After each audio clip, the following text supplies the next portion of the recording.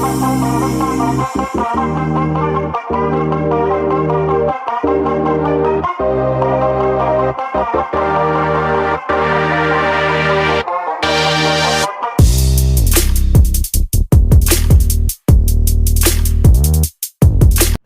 हिंद विद्यार्थीओ आपने अभ्यास करी रह्या छे धोरण 10 मैथ्स में चैप्टर नंबर 11 रचना। आज आ विडियो में आपणे शीखवाना छे स्वाध्याय 11.2 नी प्रश्न 4 नी रचना। विद्यार्थीओ आपने जे रचना अत्यार सुधी जोई तेमां वर्तुळना स्पर्शक केवी रीते दोरी शकाय तेना विषे शीख्या। दर वखते रकम में कंईक ने कंईक नवी वस्तु आपता हता, परंतु आपणे फरी फरीने जे रीते आपणे डेमोनी रचना शीखेला ते प्रमाणेनी ज बधी रचना अत्यार सुधी दोरी के वर्तुळनी बहार तमने एक बिंदु आपेली होय અને તે બિંદુમાંથી તમારે વર્તુળને બે સ્પર્શક દોરવાના હોય। પરંતુ વિદ્યાર્થીઓ આજના વિડીયોની જે આ પ્રશ્ન 4ની રચના છે તો તે અલગ પ્રકારની છે, તેમાં આખો કોન્સેપ્ટ જ અલગ છે। તો આ રચનાને કેવી રીતે દોરી શકાય તે તમારે ધ્યાનથી સમજવું પડશે। વિદ્યાર્થીઓ આગળના રચનાના કોઈપણ વિડીયો તમારા જોવાના બાકી રહી ગયા હોય તો એને જોઈ લેજો એકવાર। અહીં આઈ બટનમાં તે તમામ વિડીયોને મૂકવામાં આવ્યા છે। તો ચાલો વિદ્યાર્થીઓ હવે આજના વિડીયોની પ્રશ્ન 4ની રચનાને સમજવાની શરૂઆત કરીએ। तो સૌથી પહેલાં આપણે રકમને ધ્યાનથી સમજી લઈએ કે રકમમાં કીધું શું છે। તો જુઓ રકમમાં તમને કીધું છે કે 5 સેન્ટીમીટર ત્રિજ્યાવાળા વર્તુળના જેમની વચ્ચેના ખૂણાનું માપ 60 અંશ થાય તેવા સ્પર્શકો રચો। વિદ્યાર્થીઓ તમારે એક 5 સેન્ટીમીટર ત્રિજ્યાવાળું વર્તુળ દોરવાનું છે, એટલે કે તમને એક વર્તુળ આપી દીધું કે જેની ત્રિજ્યા છે 5 સેન્ટીમીટર। આ જે વર્તુળ છે તે વર્તુળના તમારે બે સ્પર્શક દોરવાના છે। અને વિદ્યાર્થીઓ તમે જે બે સ્પર્શક દોરવાના તો તમારે એ બંને સ્પર્શક એવી રીતે દોરવાના છે કે જેથી તે બંને સ્પર્શકો વચ્ચેના ખૂણાનું માપ 60 અંશ થાય, એટલે કે બંને સ્પર્શકો વચ્ચેના ખૂણાનું માપ 60 અંશ થાય તે રીતે તમારે આપેલા વર્તુળના બે સ્પર્શક દોરવાના છે। વિદ્યાર્થીઓ અત્યાર સુધી રચનામાં તમને શું આપતા હતા? તો વર્તુળ આપતા હતા અને વર્તુળની બહારનું બિંદુ આપતા હતા, परंतु आ रचना में वर्तुळ तो आपेलू है परंतु वर्तुळनी बहारनु बिंदु नहीं आपेलू। तमने वर्तुळनी बहारना बिंदुनी जग्याए स्पर्शको वच्चेना खूणानुं माप आपेलू है अने स्पर्शको वच्चेना खूणानुं माप आपेलू होय तो कॉन्सेप्ट आखो चेन्ज थाय छे। तो आ रचना में कया कॉन्सेप्टनो यूज थशे? आखो कॉन्सेप्ट नवो छे एटले तमारे ध्यानथी जोवुं पड़शे अने समजवुं पड़शे। दौड़ता तो तमने आवडी ज जवानुं छे, परंतु परीक्षा में खूणो चेन्ज थई सके। 60 अंशनी जगह 45 अंश आपी सके, 90 अंश आपी सके, बराबर 30 अंश पण आपी सके। तो आ खूणो बदलाई सके छे, एटला माटे तमे कॉन्सेप्टने ध्यानथी समजशो तो तमारा मगजमां पूरेपूरुं उतरी जशे के रचना केवी रीते दौरवानी। जुदा जुदा खूणा आपेला होय त्यारे चेन्ज शुं थाय ते दरेक वस्तु हूँ तमने अत्यारे समजावीश। तो विद्यार्थीओ तमे वर्तुळ चेप्टर शीखेला छो, तो वर्तुळ चेप्टर में आपणे घणा बधा दाखलाओ कर्या अने ते दाखलाओमां साबित करवाना दाखला आवता हता। जे स्वाध्याय आनी आगळ एटले के 10मुं चेप्टर जे छे वर्तुळ चेप्टर तेमां स्वाध्याय 10.2 में छेल्ले आपणे घणा बधा साबित करवाना दाखला शीख्या।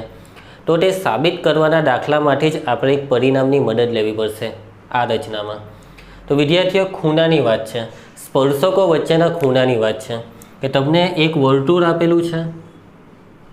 आ जे वर्तुळ है तेना बे स्पर्शक अने ते बे स्पर्शक वच्चेनो आ खूणो 60 अंश थवो जोईए। तो विद्यार्थीओ बे स्पर्शको वच्चेना खूणाने लागू पड़तुं तमारे मात्र एक परिणाम याद करवानुं छे। तो विद्यार्थीओ तमे एवुं तो कयुं परिणाम शीखेला वर्तुळ चेप्टर में के जे परिणामनो उपयोग अहींया तमे करी शकशो ते परिणामने तमे याद करो। तमारे याद करवुं होय तो थोड़ीक वार माटे विडियोने पॉज करी दो अने याद करो।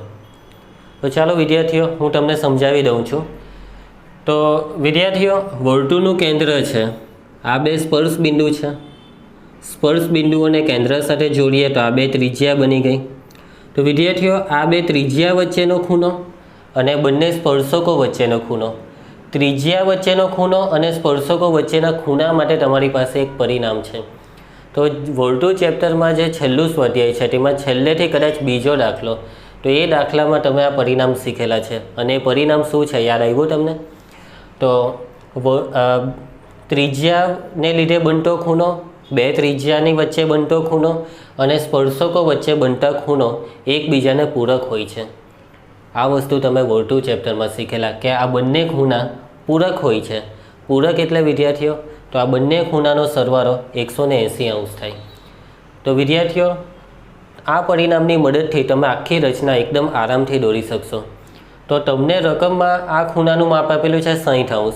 હવે તમને ખબર છે કે આ બંને ખૂણાનો સરવાળો 180° થાય છે. તો આ ખૂણાનું માપ, આ ત્રિજ્યા વચ્ચેનો જે ખૂણો છે તેનું માપ આપણે કેટલું લઈએ કે જેથી સરવાળો 180° થાય? તો તમને ખબર છે, એકદમ સિમ્પલ છે કે 180માંથી આ 60ને બાદ કરી દો. તો 180માંથી આપણે 60ને બાદ કરીએ તો આ માપ આવશે 120°. હવે તમારે ચેક કરવું હોય તો કરી જાઓ. તો આ બંનેનો સરવાળો 180° થઈ જશે. તો વિદ્યાર્થીઓ, હવે તમને ખબર પડી ગઈ કે બે ત્રિજ્યા વચ્ચેનો ખૂણો 120°નો છે. તો વિદ્યાર્થીઓ, આ રચનાની રકમમાં તમને બહારનું બિંદુ નથી આપ્યું, તો તમારે મદદ કોની લેવાની, કેવી રીતે આખી રચના દોરાશે, તો તે અહીંયા તમને સ્પષ્ટપણે ખબર પડે છે કે તમારે બે ત્રિજ્યાની મદદ લેવાની છે.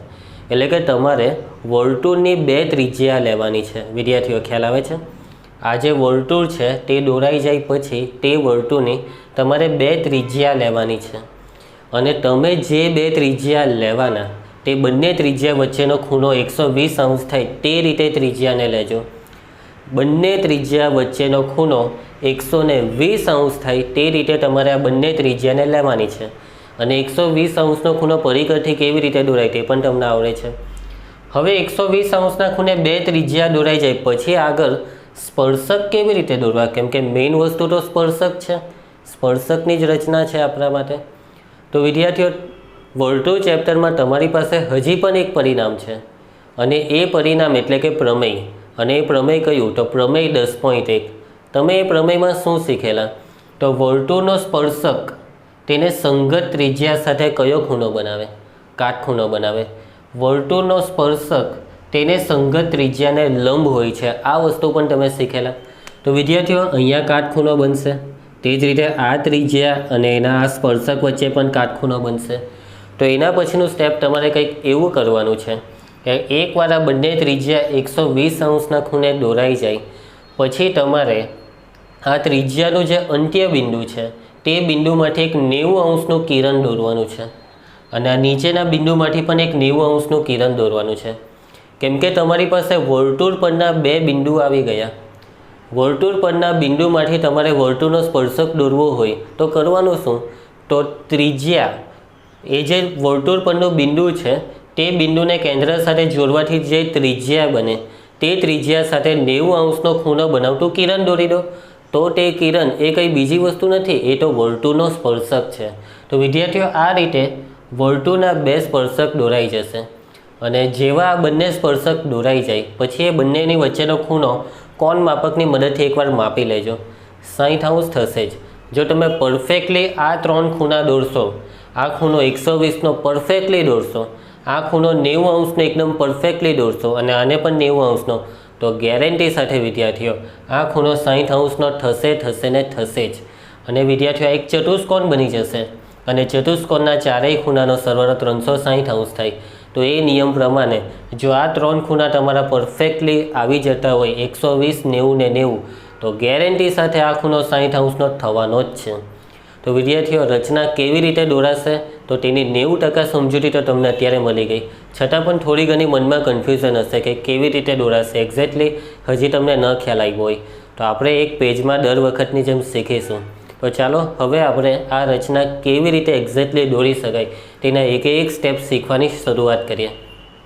વિદ્યાર્થીઓ, તમને રકમમાં કીધું છે તે પ્રમાણે કે 5 સેન્ટીમીટર ત્રિજ્યાવાળા વર્તુળ અને તેમની વચ્ચેના ખૂણાનું માપ 60° થાય તેવા સ્પર્શક. તો ચાલો સૌથી પહેલાં તમારે દોરવાનું છે વર્તુળ કે જેની ત્રિજ્યા કેટલી કીધી છે? 5 સેન્ટીમીટર. તો ચાલો વિદ્યાર્થીઓ, દર વખતે આપણે કરીએ છીએ તે સિસ્ટમથી આપણે વર્તુળ દોરી દઈએ છીએ. તમારે 5 સેન્ટીમીટર ત્રિજ્યાવાળું વર્તુળ દોરવાનું છે. તો આ વખતે હું રચનાને જરાક ઉપરથી દોરીશ. તો વિદ્યાર્થીઓ, આ જે સ્કેલ છે તેનું 0વાળું પોઈન્ટ છે ત્યાં આપણે એક બિંદુ મૂકી દઈએ અને ફૂટપટ્ટી પર 5 સેન્ટીમીટર ત્રિજ્યા પસંદ કરી છે રકમ પ્રમાણે.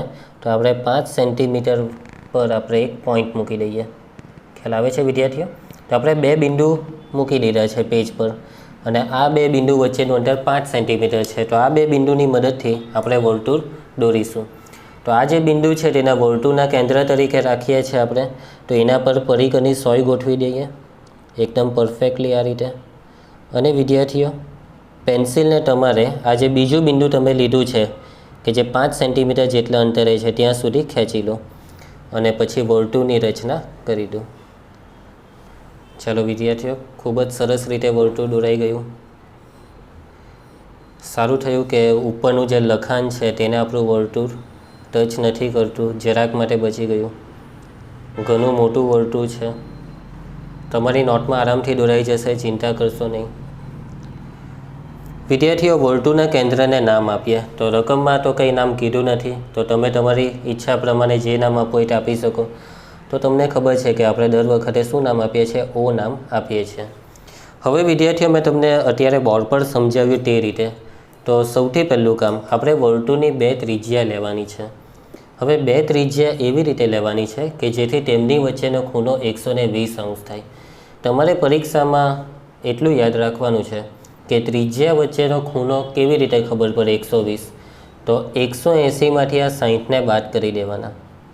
180 ઓછા 60 કરો તો કેટલા આવશે વિદ્યાર્થી? 120। આ રફ ગણતરી છે। તો પરીક્ષામાં તમને જે ખૂણો આપેલો હોય તે ખૂણાને 180માંથી બાદ કરી દેજો। 60ની જગ્યાએ 120નો ખૂણો આપ્યો હોય કે 45નો આપ્યો હોય, તમને જે ખૂણો આપેલો છે તેને 180માંથી બાદ કરી દેજો। પછી જે જવાબમાં જે ખૂણો આવે તે ખૂણાને ત્રિજ્યા વચ્ચેના ખૂણા તરીકે તમારે લેવાનો રહેશે। ખ્યાલ આવે છે વિદ્યાર્થીઓ? તો ચાલો, સૌથી પહેલાં આપણે વર્તુળની એક ત્રિજ્યા દોરી દઈએ। હવે એ ત્રિજ્યાને આ રીતે દોરી દઉં છું, આડી। તો આપણે આ એક ત્રિજ્યા દોરી દીધી। હવે વિદ્યાર્થીઓ, બીજી ત્રિજ્યા એવી રીતે દોરવાની છે કે જેથી બંને ત્રિજ્યા વચ્ચેનો ખૂણો 120 અંશ થાય। તો તે માટે આપણે પરિકરની મદદ લઈશું। તો પરિકરની મદદથી તમારે 120 અંશના ખૂણે બીજી ત્રિજ્યા દોરવાની છે। વિદ્યાર્થીઓ, બીજી ત્રિજ્યા આપણે નીચે તરફ રાખીશું, એટલે આપણા સ્પર્શક આ બાજુ આવશે। તો અનુકૂળ માપ લો, યોગ્ય માપ લો। તો આટલું માપ ચાલશે, હજી થોડુંક નાનું કરી દઉં છું, આટલું માપ ઇનફ છે। હવે પરિકરને તમારે O બિંદુ પર મૂકવાનું છે અને નીચે તરફ એક ચાપ આપવાનું છે। વિદ્યાર્થીઓ, તમારે 120 અંશનો ખૂણો દોરવાનો છે એટલે ચાપની લંબાઈ થોડીક વધારે રાખવી પડશે। ત્રિજ્યા નાની છે એટલે દોરતી વખતે થોડીક વધારે કાળજી રાખવી પડે, પરિકર ખસી જશે તો તકલીફ પડશે।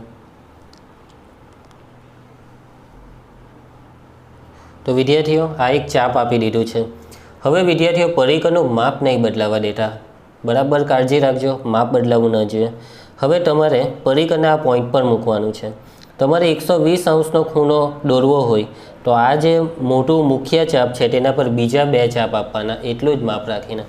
તો વિદ્યાર્થીઓ, આપણે પ્રથમ ચાપ આપી દીધું અને પ્રથમ ચાપ પર પરિકરને મૂકી દો। પ્રથમ ચાપ એ 60 અંશનો ખૂણો આપે છે, તો તે બિંદુ પર પરિકરને મૂકીને ફરી એક ચાપ આપીએ તો આ ખૂણો 120 અંશનો થશે। થોડુંક મુખ્ય ચાપને હજી થોડુંક લંબાવીશ। તો વિદ્યાર્થીઓ, 120 અંશનો ખૂણે બીજી ત્રિજ્યા દોરવા માટેનું ચાપ આપણને મળી ગયું છે। તો હવે કેન્દ્ર O અને આ ચાપમાંથી પસાર થતું રેખાખંડ દોરી દઈએ આપણે। તો આ રેખાખંડ દોરાઈ ગયું છે। હવે વિદ્યાર્થીઓ, બિંદુને નામ આપતા જઈએ। તો આ જે બિંદુ છે તેને હું A નામ આપું છું અને આ જે બિંદુ છે તેને હું B નામ આપું છું। વિદ્યાર્થીઓ, હવે બિંદુ A અને બિંદુ B માંથી તમારે સ્પર્શક દોરવાના છે। તમે આ 2 બિંદુમાંથી જે સ્પર્શક દોરશો તો ગેરંટી સાથે તે બંને સ્પર્શકો વચ્ચેનો ખૂણો 60 અંશ થવાનો જ છે, કેમ કે આ ખૂણો 120 અંશનો સેટ કરી દીધો એટલા માટે। તો સ્પર્શક દોરવા માટે પણ ખૂણાની જ મદદ લેવાની છે। તમને ખબર છે કે ત્રિજ્યા અને સ્પર્શક વચ્ચે 90 અંશનો ખૂણો બને છે, તો આપણે 90 અંશના ખૂણે કિરણ દોરીશું। તો એના માટે આપણે ફરીથી પરિકરની મદદ લઈએ છીએ। 90 અંશનો ખૂણો દોરતા તમને આવડે છે। વિદ્યાર્થીઓ, બિંદુ A નો સ્પર્શક કંઈક આ રીતે આવશે, બિંદુ B માંથી સ્પર્શક કઈ આ રીતે આવશે, એટલે બંને સ્પર્શક આપણે નીચે તરફ રાખીશું, કેમ કે તમે ઉપર તરફ જવા દેશો સ્પર્શક તો એકબીજાને છેદશે નહીં। તો નીચે તરફ બધા ખૂણા આપણે લેવાના છે। તો બિંદુ A પર હું પરિકરને મૂકું છું। અનુકૂળ ત્રિજ્યા આ વખતે થોડીક મોટી કરી દઈએ। અનુકૂળ માપ લઈ લો, અનુકૂળ ત્રિજ્યા અને બિંદુ A પર પરિકર મૂકીને એક ચાપ આપી દો। 90 અંશનો ખૂણો દોરવાનો છે આપણે, એટલે એ પ્રમાણે આપણે કામ કરીશું। ખૂબ જ ધ્યાનપૂર્વક આ રીતે કામ કરવાનું છે। ચાપ થોડોક મોટો આપવો પડશે તમારે અને એનું કારણ તમને ખબર છે કે 90 અંશનો ખૂણો દોરવા માટે સૌ પ્રથમ આપણે 60 અને 120ના ખૂણા દોરવા પડે અને 60 અને 120નો દ્વિભાજકની મદદથી આપણે 90 અંશનો ખૂણો દોરી શકીએ। તો વિદ્યાર્થીઓ આ જે ચાપ અપાઈ ગયું તો એનું માપ હવે બદલાવા ન દેતા, પરિકરનું માપ નહીં બદલાવા દેતા. હવે પરિકરને તમારે આ બિંદુએ મૂકવાનું છે અને પ્રથમ ચાપ આપવાનું છે અને આ ચાપ એ 60° ખૂણા છે. હવે 60° ખૂણા પર પરિકરને મૂકી દો. 60° વાળા ચાપ પર પરિકરને મૂકીને તમારે બીજું એક ચાપ આપવાનું છે કે જે તમને 120° ખૂણો આપે છે. હવે વિદ્યાર્થીઓ આ 60 અને 120 વાળું જે ચાપ છે તેનો દ્વિભાજક લેવાનો છે. દ્વિભાજક લેતી વખતે તમે પરિકરનું માપ બદલી શકો છો, પરંતુ આટલું માપ જે છે તે જ રાખીએ આપણે. તો આ રીતે આપણે એક ચાપ આપી દઈએ 120 વાળા પર મૂકીને અને 60° વાળા બિંદુ પર મૂકીને આપણે બીજું એક ચાપ આપી દઈએ. ઓકે વિદ્યાર્થીઓ. હવે વિદ્યાર્થીઓ આ જે ચાપ બંને એકબીજાને છેદે છે તેને છેદ બિંદુને આપણે બિંદુ એ સાથે જોડતું રેખાખંડ દોરીએ અને તે રેખાખંડ આપણને 60° ખૂણો આપે છે. રેખાખંડને કિરણ દોરીશું, એટલે કિરણ એટલે આપણે નીચે તરફ લંબાવીશું. તો વિદ્યાર્થીઓ વિડીયોની કદાચ બહાર નીકળી જાય છે, કંઈ વાંધો નહીં. તો હું અહીંયા એક કિરણ આપી દઉં છું, થોડુંક ઉપરથી આપીશ તો પણ ચાલશે, આવી જશે. ચાલો, તો અહીંયા આપણે એક કિરણ આપી દઈએ છીએ અને અહીં એક બિંદુ મૂકીશ અને ત્યાં x નામ આપીશ. ખ્યાલ આવે છે વિદ્યાર્થીઓ? ચાલો, હવે બિંદુ બી માંથી તમારે એક બીજો સ્પર્શક દોરવાનો છે. તો સેમ તમે બિંદુ એ માંથી જે રીતે 90° ખૂણે કિરણ દોર્યું તે જ સિસ્ટમથી તમારે આ કામ કરવાનું છે. તો બિંદુ બી પર આપણે પરિકરને મૂકી દઈએ છીએ અને અનુકૂળ માપ, એટલે આ જે માપ છે તે અનુકૂળ જ છે. તો આપણે થોડુંક મોટું ચાપ આપવું પડશે કેમ કે આપણે 120 સુધી આગળ વધવાનું છે. જો મારું પરિકર ખસી ગયું તો મારે ભૂસવાનું છે, પરંતુ અત્યારે હું ભૂસીશ નહીં, તમે કાળજી રાખજો તમે દોરો ત્યારે. હવે તમારે પરિકરને આ બિંદુએ મૂકવાનું છે અને આ પ્રથમ 60°નું ચાપ અને 60° વાળા ચાપ પર પરિકરને મૂકીને બીજું એક ચાપ કે જે 120° ખૂણે.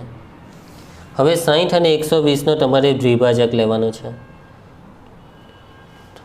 તો આ રીતે એક ચાપ આપી દઈએ વિદ્યાર્થીઓ અને આ જે 60° વાળું બિંદુ છે તેના પરથી બીજું એક ચાપ આપી દઈએ. ચાપ છેદે તો છે છતાં પણ આપણે પ્રથમ ચાપને થોડુંક લંબાવી દેવું જોઈએ. તો ચાલો, લંબાવી દીધું. તો વિદ્યાર્થીઓ 90° ખૂણો દોરવા માટેનું ચાપ આપણને મળી ગયા છે, બંને એકબીજાને છેદે છે. તો આપણે ફરીથી એક કિરણ દોરી દઈએ. તો બિંદુ બી માંથી પસાર થતું અને ચાપમાંથી પસાર થતું આ રીતે એક કિરણ મેં દોરી દીધું છે. વિદ્યાર્થીઓ બંને કિરણ એકબીજાને છેદવા જરૂરી છે. શરૂઆતમાં કિરણ મારાથી થોડુંક લાંબુ દોરાઈ ગયું તો તમે ભૂસી નાખજો, તમારે તો કંઈ વાંધો નથી. મારે તો મોબાઈલની સ્ક્રીન નાની હોવાના લીધે આ રીતે કરવું પડ્યું. હવે અહીં પણ એક બિંદુ આવશે, તેને આપણે y નામ આપીશું. તો વિદ્યાર્થીઓ હવે આ બંને કિરણ AX અને કિરણ BY તે સ્પર્શક છે. બંને સ્પર્શક એકબીજાને જ્યાં છેદે છે તે આ છેદ બિંદુ છે, તેને આપણે P નામ આપીએ છીએ.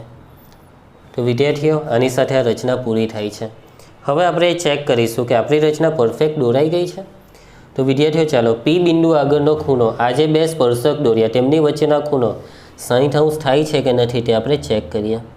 આશા રાખું છું વિદ્યાર્થીઓ પરફેક્ટ આવ્યું હશે મારું. ચાલો, તો જો પરિકરનું 0 વાળું પોઈન્ટને સેટ કરી દીધું છે મેં. તો વિદ્યાર્થીઓ મારો ખૂણો 60ની જગ્યાએ 62 જેવો થાય છે. તમારું પણ આવું થશે. વિદ્યાર્થીઓ ચિંતા કરવાની કોઈ જરૂર નથી. 60ની જગ્યાએ 62 પણ થઈ શકે કે 58 પણ આવી શકે, પરંતુ 65 2 ડિગ્રી વધી જાય કે 2 ડિગ્રી ઘટી જાય તો ચાલી જશે, પરંતુ 2 કરતાં વધારે આગળ પાછળ ન થવું જોઈએ. તો આના કોઈ માર્ક્સ કપાશે નહીં પરીક્ષામાં, ચિંતા કરશો નહીં. તો આપણે ચેક કરીએ કે ભૂલ ક્યાં પડી. 120° ખૂણામાં કદાચ ભૂલ પડી હોય તો પણ આવું બની શકે. તો જુઓ, કોણ માપકથી આપણે બધા ખૂણા એકવાર ચેક કરી લઈએ. તો વિદ્યાર્થીઓ આ જે ખૂણો છે તે પરફેક્ટલી 120 થાય છે. 0થી જો આપણે ગણીએ તો 120. તો 90°ના ખૂણામાં જ કદાચ કંઈક ભૂલ પડી છે, તો એને પણ ચેક કરી લઈએ એકવાર. તો 90°ના ખૂણામાં થોડીક ભૂલ પડે છે. 90ની જગ્યાએ આ જે ખૂણો છે તે 89 જેવો થાય છે. 0થી તમારે જોવાનું, તો 89 જેવો થાય છે. અને આ ખૂણો પણ આપણે એકવાર ચેક કરી લઈએ. તો આ જે ખૂણો છે તો તે આ ખૂણામાં સૌથી મેક્સિમમ ભૂલ પડી અને આ ખૂણો જે છે તે 0થી આપણે ગણીએ તો 88 જેવો થાય છે. 88 કે 89 જેવો થાય છે, એટલે કે 90 અંશના ખૂણામાં થોડીક ભૂલ પડી ગઈ હોવાના લીધે આ જે ખૂણો છે તે 60 અંશની જગ્યાએ 62 જેવો થઈ ગયો. પરંતુ કંઈ ચિંતા કરવાની જરૂર નથી. પૂરવની ચેકર પણ દોરવા જાય રચના તો એમની પણ આવી નાની ભૂલ તો થઈ શકે, પરંતુ 2 ડિગ્રી વધારે કે ઓછી થાય તો ચાલશે. પરંતુ એના કરતાં બહુ વધારે પડતી ભૂલ હોય કે 60ની જગ્યાએ ખૂણો 65નો થઈ જાય તો નહીં ચાલશે. તો આની સાથે આ રચના કમ્પ્લીટ થઈ છે. વિદ્યાર્થીઓ ખૂબ જ સહેલી છે. આઈ હોપ કે તમને ખ્યાલ આવશે. આ જે 3 ખૂણા દોર્યા તેમાં તમારે મતલબમાં કાળજી રાખવાની છે. તમે જેટલી કાળજી રાખીને આ 3 ખૂણા દોરશો તેટલી તમારી રચના પરફેક્ટ આવશે. 120 અંશનો ખૂણામાં તો પ્રોબ્લેમ નથી આવવાનો. પ્રોબ્લેમ આવે 90 અંશના ખૂણામાં, કેમ કે ચાપ નાના હોય છે. આ 2 ખૂણામાં કાળજી રાખવાની છે. પરિકર જો ઢીલું એવું હોય તો પણ થઈ શકે. તો વિદ્યાર્થીઓ કાળજીપૂર્વક દોરજો, થશે તમારું. મને પૂરેપૂરો વિશ્વાસ છે તમારા પર કે તમે 60 અંશનું માપ લાવશો આ બંને સ્પર્શક વચ્ચે. અને 60ની જગ્યાએ 61 કે 62 કે પછી 58 કે 59 થઈ જાય તો પણ કોઈ પ્રકારની ચિંતા કરવાની જરૂર નથી. તમારું સાચું જ છે. તો ચાલો વિદ્યાર્થીઓ, તમે રચના દોરવાની પ્રેક્ટિસ કરી શકો છો, અથવા તો પછી આપણે પહેલાં મુદ્દા સમજી લઈએ પછી તમે પ્રેક્ટિસ કરો. તો ચાલો વિદ્યાર્થીઓ, રચનાના મુદ્દા સમજવાનું સ્ટાર્ટ કરીએ. વિદ્યાર્થીઓ, હવે આપણે રચનાના મુદ્દા સમજી લઈએ. તો રચનાના મુદ્દામાં જે રીતે આપણે રચના દોરી તે રીતે જ લખવાનું છે, પરંતુ મુદ્દા એકદમ ચેન્જ થાય છે. દર વખતે એકને એક જેવા જ મુદ્દા આવતા હતા, થોડી ઘણી લખાણ એમ તેમ થતું હતું, પરંતુ આ વખતે બધા મુદ્દા જ અલગ પડી જશે. અત્યાર સુધીની રચના કરતાં આ રચના અલગ હોવાના લીધે. વિદ્યાર્થીઓ, બીજી એક વસ્તુ તમને કહેવાનું મેં ભૂલી ગયો કે આ રચના મોસ્ટ આઈએમપી છે. આગળના વર્ષોમાં પણ ઘણીવાર પૂછાય છે. તો વિદ્યાર્થીઓ, આ રચના પર વધારે ભાર આપવાનો છે તમારે, અને આ રચનાની બને એટલી વધારે પ્રેક્ટિસ અને રિવિઝન પણ કરવાનું છે. તો ચાલો વિદ્યાર્થીઓ, મુદ્દાને સમજવાની શરૂઆત કરીએ છીએ. તો સૌથી પહેલું સ્ટેપ તો તમને આવડવાનું જ છે કે રકમમાં કીધું તે પ્રમાણે તમે એક વર્તુળ દોર્યું અને એ વર્તુળની ત્રિજ્યા 5 સેન્ટીમીટર અને વર્તુળનું કેન્દ્ર તમે પસંદ કર્યું છે O. એટલે કે તમારે લખવાનું છે કે 5 સેન્ટીમીટર ત્રિજ્યાવાળું અને O કેન્દ્રવાળું વર્તુળ દોરો. જો પહેલો મુદ્દો 5 સેન્ટીમીટર ત્રિજ્યા અને O કેન્દ્રવાળું વર્તુળ દોરો. એના પછી બીજા મુદ્દામાં તમે શું કર્યું? તો બીજા મુદ્દામાં યાદ કરો બરાબર વિદ્યાર્થીઓ કે પછી આપણે ત્રિજ્યા દોરી, અને ત્રિજ્યા એટલે એ ત્રિજ્યા કઈ છે? OA. તો આપણે લખીશું કે વર્તુળની ત્રિજ્યા OA દોરો. એના પછી વિદ્યાર્થીઓ તમે શું કર્યું? તો બીજી પણ એક ત્રિજ્યા દોરી OB, પરંતુ તમે એક ખૂણો પસંદ કર્યો કે આ 2 ત્રિજ્યા વચ્ચેનો ખૂણો તમે લીધો 120 અંશ. કેમ કે તમારે અહીંયા 60 અંશનો ખૂણો જોઈતો હોય તો અહીંયા 120 સેટ કરવું જ પડે. તો તમારે લખવાનું છે કે ખૂણો AOB, ખ્યાલ આવે છે વિદ્યાર્થીઓ? ખૂણો AOB બરાબર 120 અંશ થાય તેવી વર્તુળની ત્રિજ્યા OB દોરો. ખ્યાલ આવે છે? જુઓ, ખૂણો AOB બરાબર 120 અંશ થાય તે રીતે વર્તુળની ત્રિજ્યા OB દોરો. વિદ્યાર્થીઓ, આ મુદ્દામાં સમજ પડી જશે તમને? સહેલું જ છે. ચાલો, હવે આ 2 ત્રિજ્યા તમારી પાસે આવી ગઈ આ 120 અંશના ખૂણે. હવે તમે આ બંને ત્રિજ્યાનું જે વર્તુળ પરનું બિંદુ A અને B છે તેમાંથી તમે 90 અંશના ખૂણે કિરણ દોર્યા. તો પહેલાં એ બિંદુમાંથી તમે કિરણ દોર્યું 90 અંશના ખૂણે, તો એ ખૂણાનો ઉલ્લેખ કરો. ખૂણો OAX. P નહીં લખતા વિદ્યાર્થીઓ, કેમ કે બિંદુ P તો એકદમ છેલ્લે આવશે. એટલે અહીંયા તમારે કંઈક તો નામ આપવું પડે, એટલે તમે X નામ આપ્યું છે. એટલે તમારે Pને જોવાનું જ નથી અત્યારે. ખૂણો OAX બરાબર 90 અંશ થાય તેવું કિરણ AX દોરો. તમે દોર્યું કિરણ AX કેટલા ખૂણે? 90 અંશના ખૂણે. હવે એના પછીનો મુદ્દો તો સેમ જ હોય, તો આમાં તમને ખ્યાલ આવી જશે. ખૂણો OBY, વાયનો ઉલ્લેખ કરજો, P નહીં, P હજી આવ્યું જ નથી. ખૂણો OBY બરાબર કેટલું વિદ્યાર્થીઓ? 90 અંશ થાય તેવું કિરણ BY દોરો. ખ્યાલ આવશે? હવે એના પછી વિદ્યાર્થીઓ તમે આ બંને કિરણ એકબીજાને છેદે ત્યાં P નામ આપ્યું તેની વાત કરવી પડશે. તો લખવાનું છે કિરણ AX અને કિરણ BY જ્યાં છેદે ત્યાં P નામ આપો, અથવા એ બંને કિરણના છેદ બિંદુને P નામ આપો. ખૂબ જ સહેલું. બસ આટલા મુદ્દા છે. 6 મુદ્દાની રચના છે, કેમ કે જેવું P બિંદુ આવે એટલે અહીંયા આપણું કામ પૂરું થાય છે. રચના દોરાઈ જાય છે આ 6 મુદ્દામાં. તો વિદ્યાર્થીઓ, છેલ્લે તમારે એક વસ્તુ ખાલી લખવાની રહેશે કે માટે રેખાખંડ PA અથવા કિરણ નહીં લખતા રેખાખંડ, આટલો જે રેખાખંડ છે ને તે, તો રેખાખંડ પીએ, રેખાખંડ શબ્દ નહીં લખશો તો પણ ચાલશે. માટે પીએ અને પીબી એ વર્તુળના માગ્યા મુજબના વર્તુળના સ્પર્શકો છે કે જેમની વચ્ચેનો ખૂણો કેટલો કીધો હતો? 60° છે. વિદ્યાર્થીઓ, આશા રાખું છું કે તમે પણ પરફેક્ટ દોરી શકશો. બને એટલી કાળજી રાખજો, આ ખૂણા માપી જ લેજો દોરતી વખતે, એટલે તમે પણ ચોકસાઈ રાખી શકો. આઈ હોપ કે રચનાના મુદ્દા પણ તમે સમજી શકશો. ખૂબ જ સહેલા છે. રચનાના મુદ્દા પણ જાતે લખવાની પ્રેક્ટિસ કરી જ લેજો. વિદ્યાર્થીઓ, હવે બીજી એક વસ્તુ તમને કહીશ કે મેં તમને કીધું તે પ્રમાણે કે આ ખૂણાનું માપ બદલીને પણ પરીક્ષામાં રચના પૂછાઈ શકે છે. સોરી, આ ખૂણો. હવે સ્પર્શકો વચ્ચેનો ખૂણો રકમમાં 60 કીધો, એટલે તમે ગોખી નહીં કાઢતા કે ભાઈ આ રચના પૂછાય તો અહીંયા 120નો ખૂણો લેવાનો, એવું ગોખવાનું નથી તમારે. કેમ કે જો રકમમાં 60 હશે તો આ ખૂણો 120નો લેવાનો છે. પરંતુ પરીક્ષામાં એવું કીધું હોય કે સ્પર્શક વચ્ચે 90° ખૂણો થાય તેવી રીતે સ્પર્શક દોરો, તો તમે શું કરશો? તો આ ખૂણો બદલાશે. કેમ કે 180માંથી તમારે હવે 90ને બાદ કરવાના, તો 90° થાય. તો વિદ્યાર્થીઓ, બે ત્રિજ્યા વચ્ચેનો ખૂણો કેટલો લેવાનો? તો તેના માટેની ટેકનિક યાદ રાખો કે 180માંથી રકમમાં જે ખૂણો આપેલો છે તેને બાદ કરી નાખજો. તમને 30°નો ખૂણો કહે તો 180 ઓછા 30 કરી દો તો 150 થશે. એનો અર્થ એવો કે તમારે આ બંને ત્રિજ્યા વચ્ચેનો ખૂણો 150 રાખવાનો છે. તમને કીધું હોય કે 45°, તો 180માંથી 45ને બાદ કરી દો તો વિદ્યાર્થીઓ કેટલી થશે બાદબાકી? 135°. તો એનો અર્થ એવો કે તમારે બંને ત્રિજ્યાની વચ્ચે 135°નો ખૂણો સેટ કરવો પડશે. હવે તમને કદાચ રકમમાં કીધું હોય કે 120°નો ખૂણો, તો 180 ઓછા 120 કરશો તો 60°. તો તમારે બંને ત્રિજ્યા વચ્ચે 60°નો ખૂણો રાખવાનો.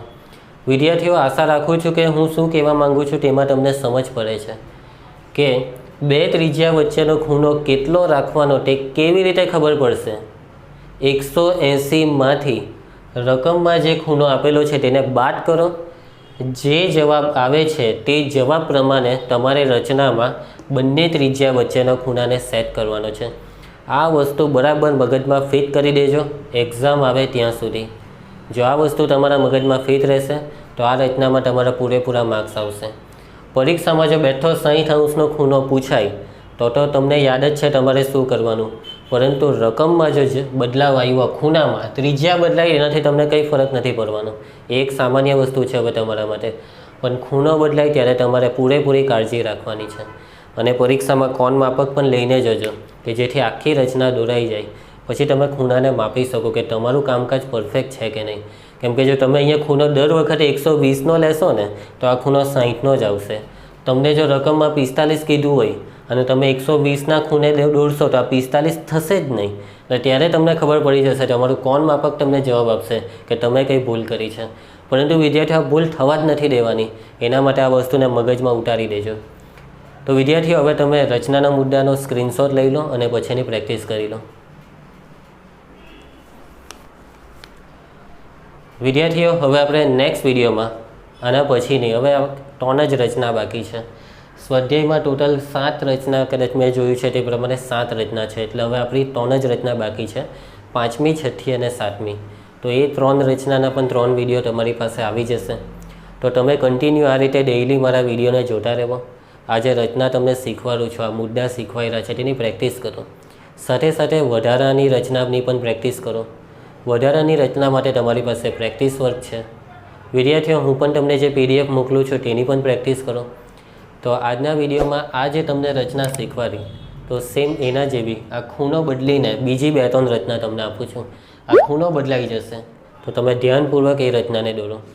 તો એ રચનાના દાખલાની જે PDF છે તેની લિંક નીચે ડિસ્ક્રિપ્શન બોક્સમાં આપેલી છે, તો તેને ચેક કરી લેજો.